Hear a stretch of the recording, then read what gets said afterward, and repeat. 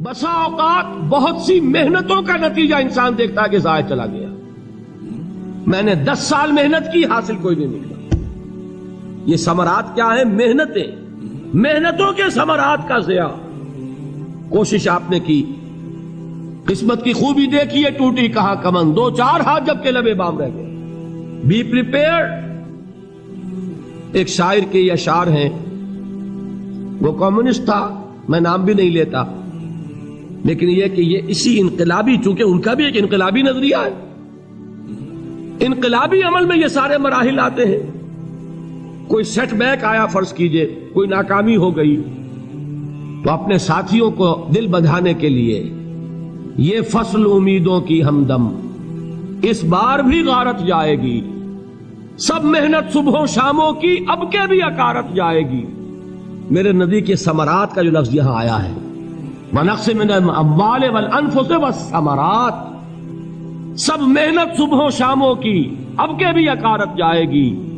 دھرتی کے کونوں کھدروں میں پھر اپنے لہو کی کھاد بھرو، پھر مٹی سینچو اشکوں سے، پھر اگلی رت کی فکر کرو، پھر اگلی رت کی فکر کرو، جب پھر ایک بار اجڑنا ہے. ایک فصل پکی تو بھر پایا، تب تک تو یہی کچھ کرنا ہے. ایک مقصد ہے سامنے، انقلاب برپا کرنا ہے. ایک کوشش ناکام ہو جائے کوئی پرواہ نہیں، نیکسٹ. پھر تیار رہو ناکامی کے لیے. ایسا نہ ہو جو انگریزی میں کہتے ہیں hope for the best but be prepared for the worst.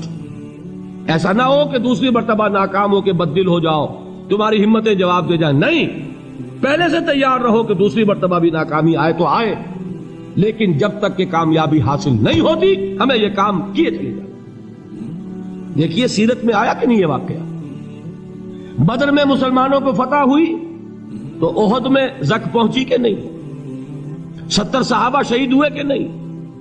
اگر ان کی ہمتیں جواب دے جاتی تو گاڑی کیسے چلتی آگے؟ تو فرمایا وَلَنَبْلُوَنَّكُمْ بِشَيْءٍ مِّنَ الْخَوْفِ وَالْجُوعِ وَنَقْصٍ مِّنَ الْأَمْوَالِ وَالْأَنفُسِ وَالثَّمَرَاتِ. ہم تمہیں لازم آزمائیں گے، خوف کی کیفیت سے، فقر و فاقے کی کیفیت سے، بھوک سے، جان کے نقصان سے، مال کے نقصان سے، محنتوں کے حاصل کے ضائع ہو جانے سے. وَبَشِّرِ الصَّابِرِينَ، اور اے نبی بشارت دیجئے صبر کرنے والوں کو. الَّذِينَ إِذَا أَصَابَتْهُمْ مُصِيبَةٌ، وہ کہ جب ان پر کوئی تکلیف آئے، کوئی مصیبت آئے، کوئی آزمائش آئے، قالوا انا للہ وانا الیہ راجعون، وہ یہ کہیں کہ ہم اللہ ہی کے ہیں، اللہ ہی کی طرف لوٹ جانا ہے. یہ وہی انداز ہے جو میں نے فارسی کا شعر سنایا تھا آپ کو کہ سرے تسلیم خم ہے جو مزاج یار میں آئے. وہ ہمارا مولا ہے، ہمارا آقا ہے. اگر اسے یہی منظور ہے تو ہمیں بھی یہی منظور ہے. میں نے تسلیم و رضا کی بات کی تھی نا، آپ کو کچھ شعر سنائے تھے. ایک شعر اور سنیے، اور یہ کس کا ہے؟ محمد علی جوہر کا. ایک مرتبہ جیل گئے، ان کی ایک بیٹی جوان بیمار ہوئی، فوت ہو گئی. باہر چھوڑا انگریز نے، جاؤ بھائی دفن کر دو بیٹی کو. دوسری مرتبہ جیل گئے، دوسری جوان بیٹی اسی مرض میں مبتلا ہوئی. اب یہ جیل میں ہے، خبر پہنچی کہ دوسری بیٹی کے اوپر بھی اسی مرض کا حملہ ہوا ہے. ایک نظم لکھی ہے جس کا آخری شعر یہ ہے، تیری صحت ہمیں منظور ہے لیکن اس کو نہیں منظور تو پھر ہم کو بھی منظور نہیں. یہ ہے، جب تک یہ کیفیت نہ ہو اس میدان میں آدمی ثابت قدم نہیں رہ سکتا کہ میرے رب کو اگر یہ منظور ہے تو یہی مجھے منظور ہے، اور تیری صحت ہمیں چاہیے تو ضرور، لیکن ہمارے رب کو منظور نہیں تو ہمیں بھی منظور. راضی برضائے رب.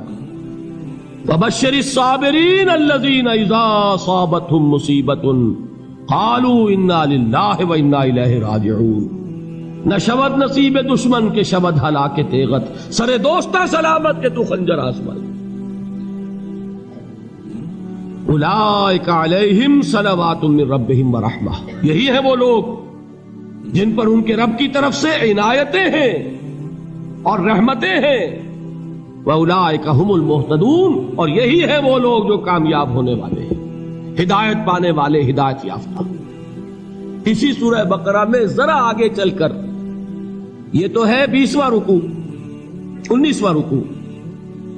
21ویں رکوع کی پہلی آیت ہے لیس البر ان تولوا وجوہکم قبل المشرق والمغرب ولكن البر من آمن بالله واليوم الآخر والملائكة والكتاب والنبيين وآتى المال على حبه ذوي القربى واليتامى والمساكين وابن السبيل والسائلين وفي الرقاب وأقام الصلاة وآتى الزكاة والموفون بعهدهم إذا عاهدوا والصابرين في البأساء والضراء وحين البأس. اب یہ آیت جو ہے سورۃ العصر میں جو مضامین آئے تھے سارے اس میں موجود ہیں. وہاں ایمان کا لفظ آیا، یہاں 5 ایمانیات کی تفصیل آ گئی، اعمال کی تفصیل آئی، اور آخری بات وہاں کیا ہے وَتَوَاصَوْا بِالصَّبْرِ، اور یہاں کیا ہے وَالصَّابِرِينَ فِي الْبَأْسَاءِ وَالضَّرَّاءِ وَحِينَ الْبَأْسِ، اور صبر کرنے والے. اصل نیکی ان کی ہے جو صبر کریں. کس میں؟ جنگ کے وقت. ذرائے باسائے، باسا کہتے ہیں فقر اور فاقہ.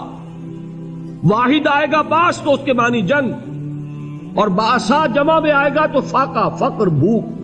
اور ذرائے جسمانی تکلیف، ضرر جسمانی تکلیفوں میں صبر کرنے والے، فقر اور فاقے میں صبر کرنے والے، اور جنگ کے وقت صبر کرنے والے. اولئک الذین صدقوا واولئک هم المتقون. یہ ہیں وہ لوگ جو صبر کرنے والے ہیں، یہ ہیں جو سچے ہیں، جو اپنے دعوے میں نیکی کے اور ایمان کے صادق ہیں، اور یہی وہ لوگ ہیں جو متقی. اگلی سورت ہے سورہ آل عمران. اس میں 2 لفظ آئے ہیں آخری آیت، یا ایھا الذین آمنوا اصبروا وصابروا ورابطوا واتقوا اللہ لعلکم تفلحون. دیکھیے یہاں صبر اور صابر جو تعلق جوہد اور جہاد کا ہے وہی ہے صبر اور مصابرت. صبر ایک طرفہ عمل ہے، آپ جھیل رہے ہیں، برداشت کر رہے ہیں. صبر علی المعصیہ، صبر علی الطاعہ، صبر علی الابتلاء، یہ سب کیا ہے؟ صبر. اور مصابرت کیا ہے؟ صبر کا صبر سے مقابلہ. یہ سورہ آل عمران اب وقت نہیں ہے، میں آپ کو سناتا اللہ تعالیٰ نے کیسے کیسے مسلمانوں سے کہا، مسلمانوں تمہیں زک پہنچی ہے تو انہیں بھی تو پہنچی تھی. ان کے 70 نہیں مارے گئے تھے بدر میں؟ ان کے حوصلے جو ہیں وہ تو پست نہیں ہوئے، وہ اگلے سال آ گئے تم پر چڑھائی کر کے.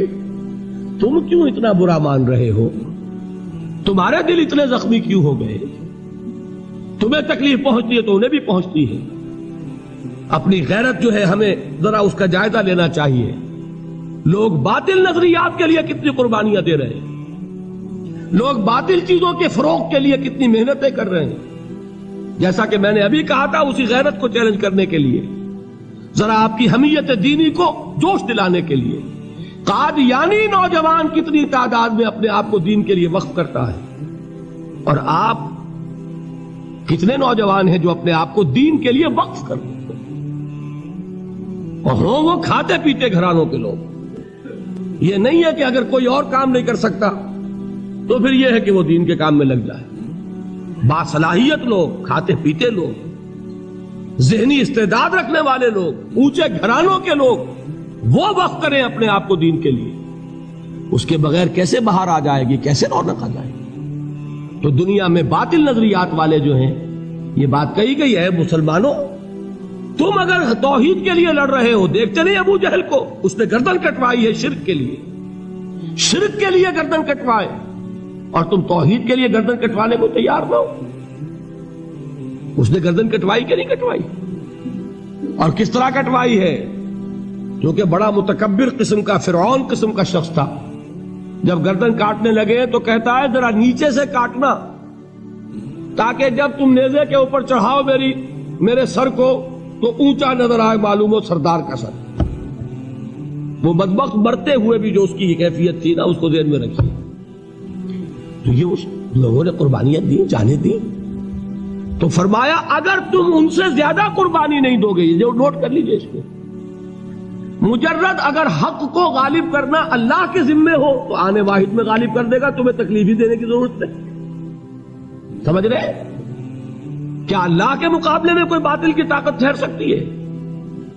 یہ تمہارے ایمان کا امتحان ہے، یہ تمہارے خلوص کی آزمائش ہے، یہ تمہارے امتحان کا ثبوت درکار ہے کہ اللہ تعالیٰ دیکھنا چاہتا ہے تم اس کے لیے اپنی جانیں قربان کرنے کو تیار ہو کہ نہیں، تم اس کے لیے تن من دھن لگانے کو تیار ہو کہ نہیں۔ اور یہ جان لو کہ اگر کفار اور مشرکین اور ملحدین اور باطل نظریات والے وہ جو کچھ قربانیاں اپنے باطل نظریات کے لیے دے رہے ہیں ان سے زیادہ اگر تم نہیں دو گے تو حق غالب نہیں ہوگا۔ انہوں نے جو صبر کیا ہے اپنے باطل نظریات پر، اگر تم اس سے زیادہ صبر کا ثبوت نہیں دو گے اپنے اس حق پر تو حق غالب نہیں ہوگا۔ اس لیے فرمایا یا ایھا الذین آمنوا اصبروا وصابروا، نہ صرف یہ کہ صبر کرو بلکہ صبر میں اپنے دشمنوں سے